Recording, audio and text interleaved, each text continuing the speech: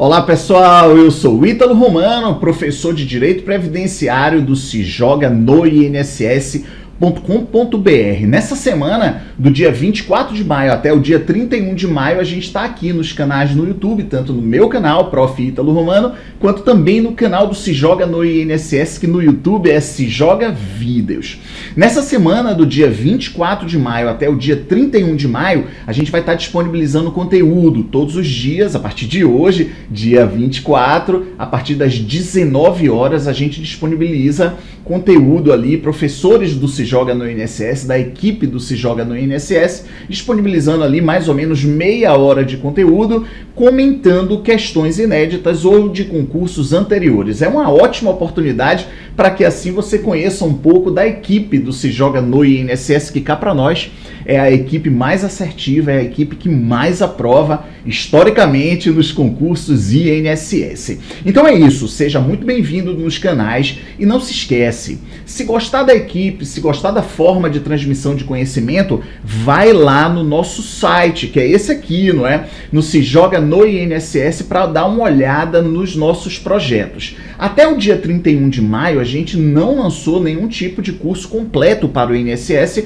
porque a gente dá valor ao seu dinheiro. A gente não fica vendendo ilusões aqui. Ah, então bora lançar curso completo e tal, e enfim, e vender. Vai que não haja o concurso em 2022. Então a gente fez lançamento de projetinhos, pequenos projetos justamente para aquecer os motores, para fazer com que você tire ali a poeira dos materiais, se é o caso de você ter feito uma pausa nos seus estudos. Então é isso, acesse o site Se Joga no INSS, dá uma olhada nos projetos. Aqui, por exemplo, tem o Aquecendo os Motores 3.0, a gente começou com o Aquecendo os Motores 1.0, depois fomos para o Aquecendo os Motores 2.0 e por fim agora o Aquecendo os Motores 3.0. São projetos com um preço muito módico, justamente para que você assim comece a de novo realimentar o seu sonho de passar no concurso público e especificamente no concurso INSS. Então, a partir de hoje, dia 24,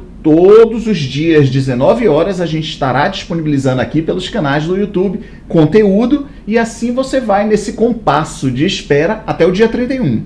O governo vai sinalizar se vai haver ou não novo concurso INSS em 2022. Em havendo, é nesse site aqui mesmo que você vai encontrar aquilo que tem de melhor em preparação para concurso INSS. A gente é bem assertivo nesse concurso, historicamente a gente aprova bastante, então a gente tem vários projetos assim para qualquer nível de estudo que você esteja, introdutório, médio, avançado. O fato é que a gente cerca aqui em todas as disciplinas todo o conteúdo para que você chegue assim voando baixo no concurso INSS. Então é isso, eu faço convite, mantenha-se aqui no canal do YouTube, tanto no meu canal, se inscreva, quanto também no canal do Se Joga Vídeos, Se Joga no INSS e depois, claro, acesse o site Se Joga no INSS. Forte abraço, boa aula e vamos juntos nessa caminhada.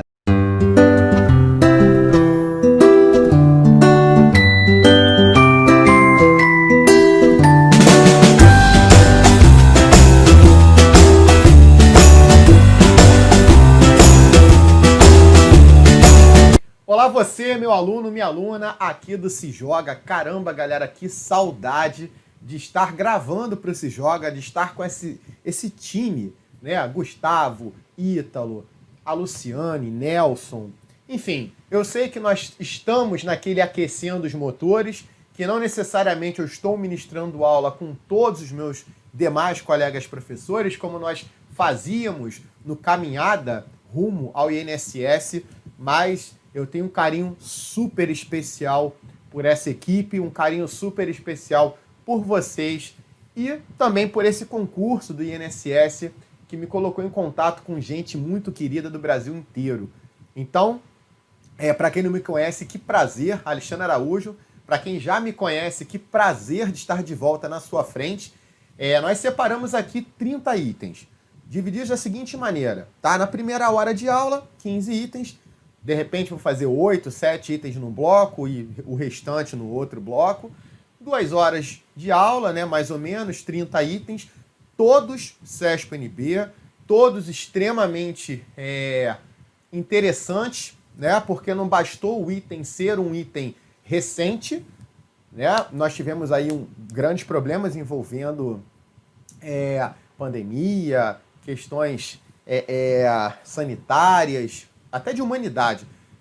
E isso retardou muitos concursos, vocês sabem. Então, anos de 2020, 2021 são anos complicados quando o assunto é no tocante a questões novas, né? Mas o Araújo que vos fala foi atrás, correu atrás, pegou questão, e o que importa é no final tudo dar certo, eu tenho certeza que assim será. Legal? Vamos lá, então, inaugurando o Aquecendo os Motores no tocante ao nosso queridíssimo direito constitucional. Na tela, vamos com tudo, galerinha. Aqui, vamos para a questão número 1. Vamos lá. Acerca dos direitos e das garantias fundamentais, das cláusulas pétreas, da organização política administrativa, julgue o item. Toma cuidado, galera, que como eu tirei esse item de uma prova com muito mais conteúdo que a sua, parece que é uma questão sobre tudo isso. Não, é porque nessa questão tinham vários itens e eu, obviamente, aproveitei só o item relacionado ao conteúdo do INSS, beleza? Vamos lá. A Constituição de 88 prevê expressamente a exigência de inscrição em conselho de fiscalização para o exercício de qualquer atividade profissional. Galera, mesmo sendo uma prova de nível superior, uma remuneração bem interessante aqui, Cefaz Distrito Federal, galera, item absurdamente errado, né? Pelo amor de Deus. A gente sabe que a liberdade, né, galera, de profissão, ela está estampada onde? Lá no nosso queridíssimo artigo 5º, inciso 13. É livre qualquer trabalho, ofício ou profissão, atendidas as qualificações profissionais que a lei estabelecer. O que ele quer dizer com isso, né? Araújo, ele quer dizer que eu posso fazer qualquer coisa? Calma. Eu posso fazer qualquer coisa, mas dentro da visão do Supremo é o seguinte: se a profissão coloca em risco o profissional, por exemplo, um mergulhador, né, um soldador submarino, né? Ou a sociedade, por exemplo, a advocacia, o advogado coloca em risco a sociedade? Com certeza, né? Que você nunca tenha o desprazer de trabalhar com um mau advogado em sua vida, principalmente em momentos como inventário, mandado de segurança para assegurar uma atividade profissional, né? Que nunca aconteça isso na sua vida. Por quê? Porque é um grande risco, sim. E aí, galera, é o seguinte, dentro desse contexto, nós temos que o Supremo estabelece o princípio da mínima intervenção, ou seja, eu, Estado, só vou realizar algum tipo de intervenção quando essa profissão causar um risco à sociedade ou causar um risco ao profissional. Beleza? Por isso que eu falei do mergulhador, agora do advogado. Então, eu jamais posso imaginar a exigência de inscrição num conselho de fiscalização profissional. Pelo amor de Deus, vamos lá. Vocês provavelmente já viajaram para algum canto e aí alguém, um artesão, foi te oferecer um produto. É muito comum. Você vai dizer que esse cara não pode trabalhar como artesão? Óbvio que pode. Ele vai vender o artesanato dele, independente de carteirinha, de conselho profissional, de fiscalização. Obviamente, né?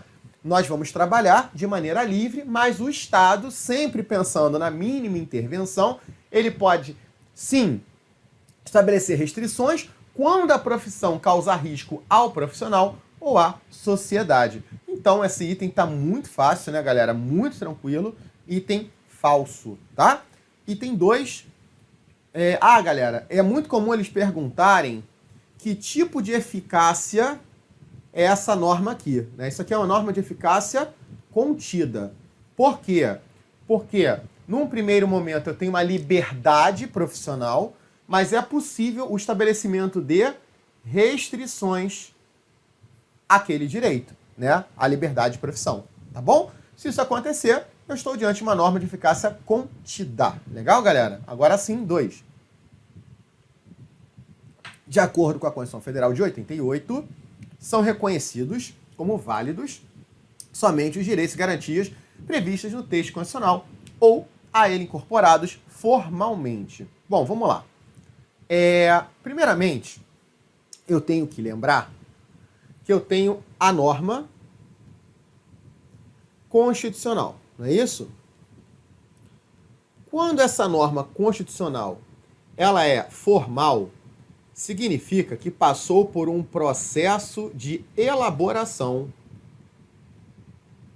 Ou seja, significa que a localização dela está na Constituição. Ela está alocada no texto constitucional.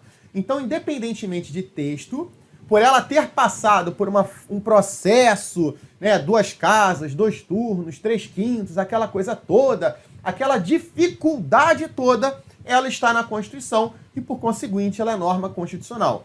Porém, quando eu falo do cunho material, eu estou pensando no conteúdo, o conteúdo da norma. Por exemplo, né, eu tenho aqui a norma do Colégio Pedro II, lá no artigo 242 da Constituição, e eu tenho a norma do artigo 5º, né?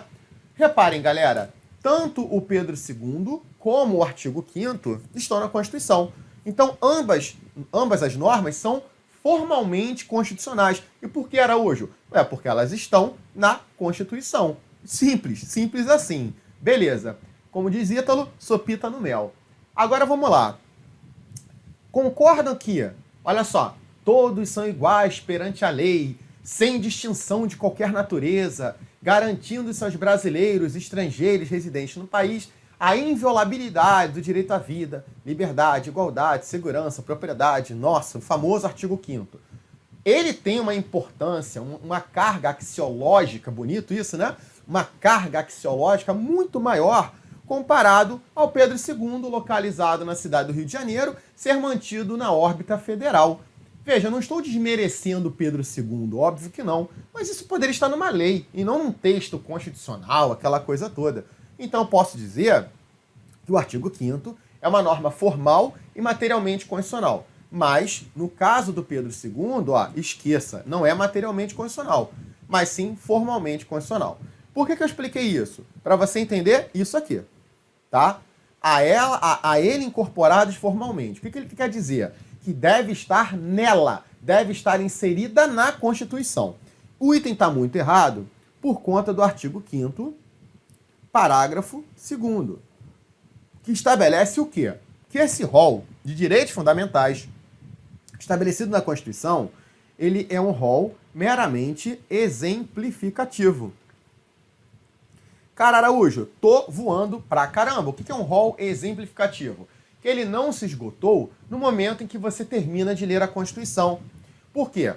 As normas definidoras dos direitos e garantias fundamentais não excluem outras decorrentes do regime e do princípio, né, pela República adotada, dos tratados internacionais que o Brasil seja signatário. O artigo 5º, parágrafo 2º, ele é nítido ao demonstrar a ideia de que você está estudando direitos fundamentais na Constituição, mas isso não impossibilita o ingresso de outros direitos fundamentais também, né, no ordenamento jurídico brasileiro. E pode ser por meio de princípios, tratados internacionais, beleza? Então não posso imaginar que eu terminei de ler a Constituição, acabaram-se os direitos fundamentais. Não é isso. O rol é meramente exemplificativo, então podemos ter tranquilamente o acréscimo desse rol, tá? Araújo, cara, o rol que não é exemplificativo é taxativo. Ih, lembrou? Lembrou? Beleza. Taxativo, exaustivo, ele se esgota naquele momento, o que é diferente aqui. Então a gente inaugurou o Aquecendo os Motores com 2 questões relativamente recentes, concurso top, né? E tranquilaça, né? Tranquilaças as questões. Tô contigo, não abro, tudo vai dar certo. Vamos seguir aqui com o Araújo. Bora. Olha aí. Item 3, item número 4. Vamos lá? Olha só. Se com o intuito de eximir-se de obrigação legal a todos imposta, uma pessoa se recusar a... Olha bem, essa pessoa, ela está se recusando a cumprir prestação alternativa, tá? Cuidado com isso. Invocando convicção filosófica e política ou crença religiosa, os direitos associados a tais convicções poderão ser restringidos. Muita gente, quando leu essa questão, marcou errado. Por quê? Porque pensou assim: não, eu não posso sofrer restrição, porque a Constituição, ela me dá a liberdade de culto, a liberdade de crença, de consciência. Então eu não posso sofrer restrição. Só que isso aí pegou o aluno, a aluna que foi com sede ao pote. Galera, lê o item com calma, pausadamente. Cara, ninguém tá com pressa. Ninguém tá com pressa. É só você saber cronometrar antes da sua prova mais ou menos quanto tempo você tem por item. E tem item que você vai resolver em 30 segundos, 15 segundos. Você vai ganhar tempo, beleza? Então não vai com sede ao pote. O que ele está falando aqui? Olha só, saindo da tela de novo. Eu quero me eximir de uma obrigação legal imposta. Exemplo, Tribunal do Júri, tá? Tribunal do Júri. Exemplo, alistamento militar, tá? Olha bem, eu quero me eximir de um júri, de um alistamento militar. Essa pessoa, ela também se recusa a quê? A cumprir uma prestação alternativa. O que é que, galerinha guerreira e querida, o artigo 5º, inciso 8, fala? Basicamente, ele traz a figura da escusa de consciência. Araújo, cara, que papo é esse? Que papo é de escusa de consciência, imperativo de consciência? Olha só. Olha que escadinha bonita. A Constituição de 88, ela me dá o quê? A liberdade religiosa. Show de bola. Religiosa, consciência, crença, culto, tá. Aí, com essa liberdade religiosa, eu, Alexandre, eu tento fazer o quê? Eu quero me eximir de uma obrigação imposta. Araújo, tipo o quê, cara? Como eu te disse, um júri, o alistamento militar, aquela coisa toda. Aí, eu tenho dois caminhos.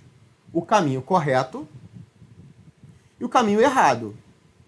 E nunca mais você vai esquecer isso, tá? Qual é o caminho correto? Eu tenho que cumprir prestação alternativa.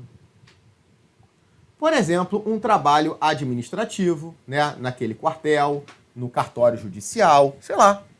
Esse é o correto. Qual é o errado? O errado é o que a questão está falando. O errado, qual é? Não cumprir prestação alternativa, tá? Não cumprir prestação alternativa. Galera, se eu deixei de cumprir a obrigação, o correto é cumprir a prestação. Se eu não cumprir a prestação alternativa, aí você vai falar o quê? Aí você vai falar que haverá a restrição aos direitos políticos. Né? Para a lei, uma suspensão, para grande parte da doutrina, perda, mas o que importa é você saber que aqui há uma restrição sobre os meus direitos políticos. Galera, querida e guerreira, pessoal, se vocês lembrarem desse meu desenho, cara, nunca na tua vida tu vai errar uma questão de prova sobre escusa de consciência. Legal? Então, essa é a ideia. Tudo partiu da premissa da liberdade religiosa, dessa liberdade de consciência, crença, culto. Eu não quis cumprir uma obrigação legal imposta, posso. O correto é cumprir uma prestação alternativa, show de bola, mas muito cai em prova sobre o incorreto. Tipo, eu não quero nada, não quero nem cumprir a obrigação, nem cumprir a prestação. Aí, amigo, amiga, um abraço, né? Vai ter sim a restrição sobre os direitos políticos, tá bom? E aí, voltando para cá, olha lá. Se com o intuito de eximir-se de obrigação legal a todos imposta, uma pessoa se recusar a cumprir prestação alternativa, ó, caminho errado, né? Caminho errado pra caramba. Invocando convicção filosófica, política ou crença religiosa, os direitos associados a tais convicções poderão ser restringidos com certeza. Claro que sim, tá? Belezinha? 4. Ações afirmativas, como a reserva de vagas para negros em concursos públicos, são uma forma de garantia dos direitos fundamentais que visam minimizar ou eliminar uma situação histórica de desigualdade ou discriminação. Isso aqui é muito mais um estudo, né? É até de cultura geral, não é nem o direito propriamente dito.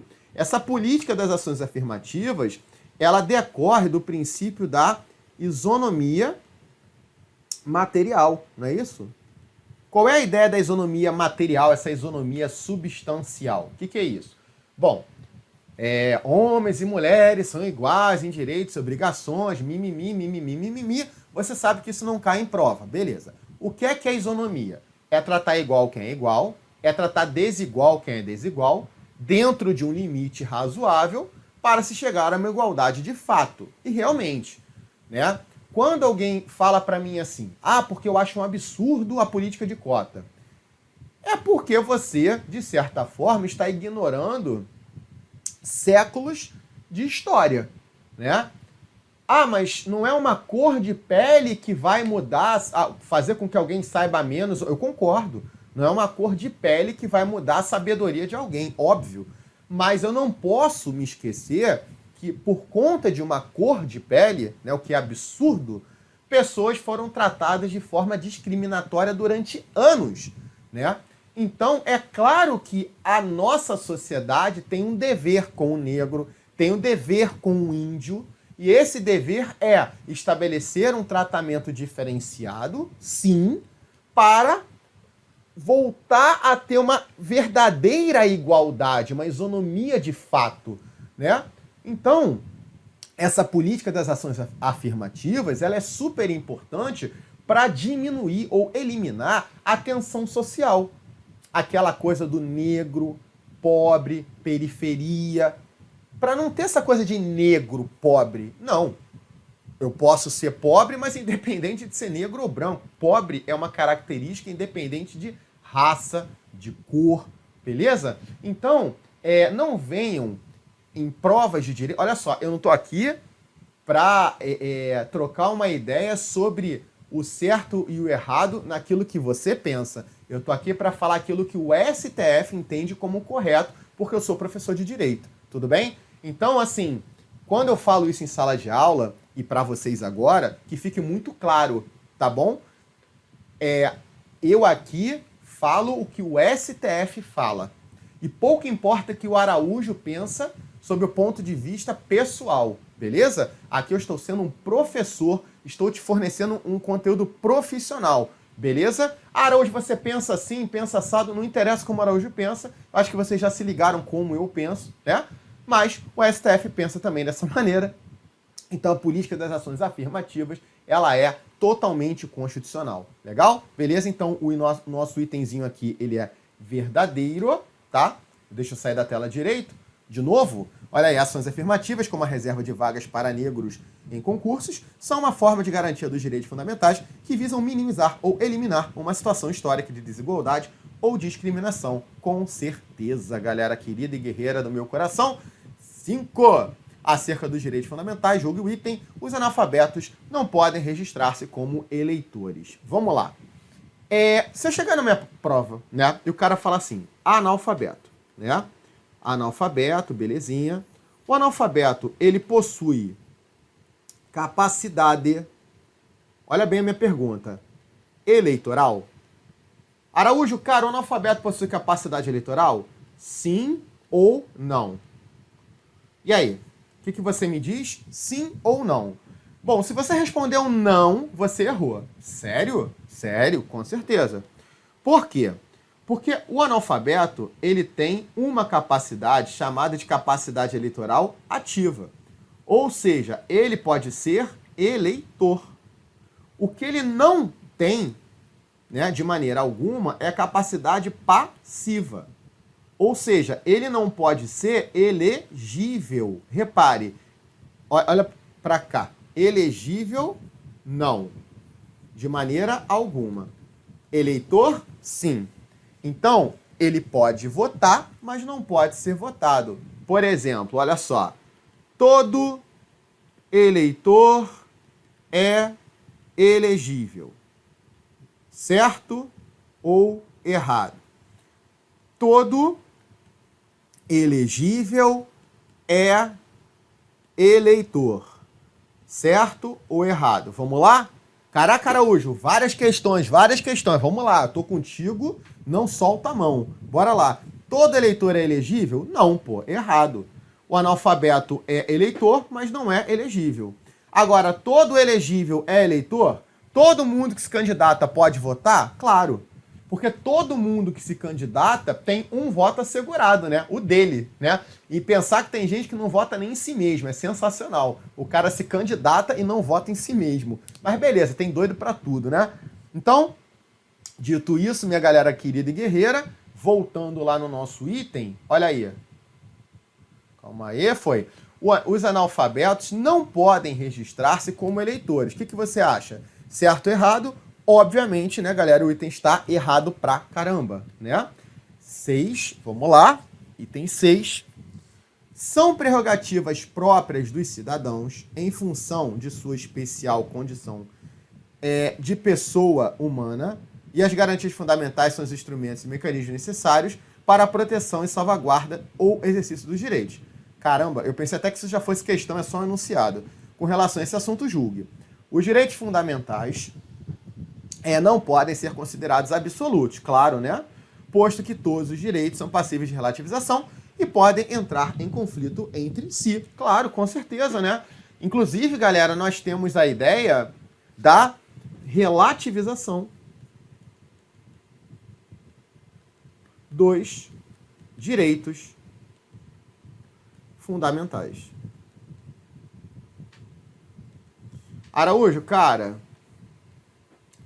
como assim, né, velho? Relativização dos direitos fundamentais.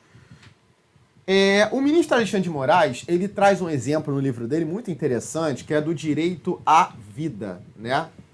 O direito à vida é a pré-existência, a premissa de todo e qualquer outro direito fundamental. Claro, né? Porque sem vida, basicamente, você não tem nada. E o direito à vida é relativo. Ué, sério? Sério. Quando? Quando você lembrar que eu posso ter pena de morte no Brasil em caso de guerra, né? Repare, a pena de morte no Brasil é vedada, salvo no 84, artigo 84, inciso 19, que é a guerra declarada. Então, se até o direito à vida, que é a pré-existência de um outro direito fundamental, é relativo, então os demais também são relativos, tá bom? Essa é a ideia. Não há direito absoluto, né? Isso a gente fala em toda a aula de direito constitucional. Beleza? Então tá aí. Os direitos fundamentais não podem ser considerados absolutos, posto que todos os direitos são passíveis de relativização e podem entrar em conflito entre si. Sim, né? E aí, quando eles entrarem em conflito, eu faço o quê? Eu uso o princípio da harmonização, que também é chamado de princípio da... Deixa eu apagar aqui que ficou ruim. Concordância prática. Ou seja, eu não posso afirmar que sempre que houver uma colisão entre liberdade de expressão e inviolabilidade da intimidade, vai prevalecer ou a liberdade de expressão ou a inviolabilidade da intimidade. Isso vai depender das circunstâncias do caso concreto. Eu vou ter que, intérprete judicial, né, intérprete jurídico, eu preciso entender qual direito será aplicado naquela situação. Tá bom? Beleza? Essa é a ideia. Vamos para mais um item. Vamos lá. Pronto. Item número 7. Vamos com tudo. Diferentemente das demais normas constitucionais de eficácia limitada, as normas programáticas não possuem qualquer eficácia imediata. Bom, agora a gente vai fechar esse bloco com essa questão, tá? Porque ela é puxada. Olha só. Quando eu falo de eficácia, tá? Eficácia das normas, eu vou lembrar das lições do nosso grandioso José Afonso da Silva. E aí, resumidamente, eu vou ter a norma de eficácia plena, eu tenho a norma de eficácia contida e a norma de eficácia limitada. Beleza? Tranquilo. Araújo, tu tem alguma aula sobre isso? Tenho. Se você procurar no YouTube, tem uma aula muito antiga, né? Eu devo estar uns 20 quilos mais gordo aí. E aí você vai encontrar uma aula inteira disso daí. É só você procurar. Mas, resumidamente, a gente está aqui, na eficácia limitada. A eficácia limitada, ela tem uma aplicabilidade imediata, indireta, reduzida ou diferida. Isso significa o quê? Que está na Constituição, mas não pode ser exercida porque depende, olha aí, depende de norma regulamentadora. Para que, Araújo? Para ser concretizada. Ou seja, para eu, para você, para o Gustavo, para o Ítalo, para a Luciane, ok? Para nós chegarmos àquele verdadeiro exercício. Tá bom. O que acontece? Essa norma de eficácia limitada, ela pode ser uma norma programática, aquela em que há um fim social, e uma norma de princípio institutivo ou organizativo.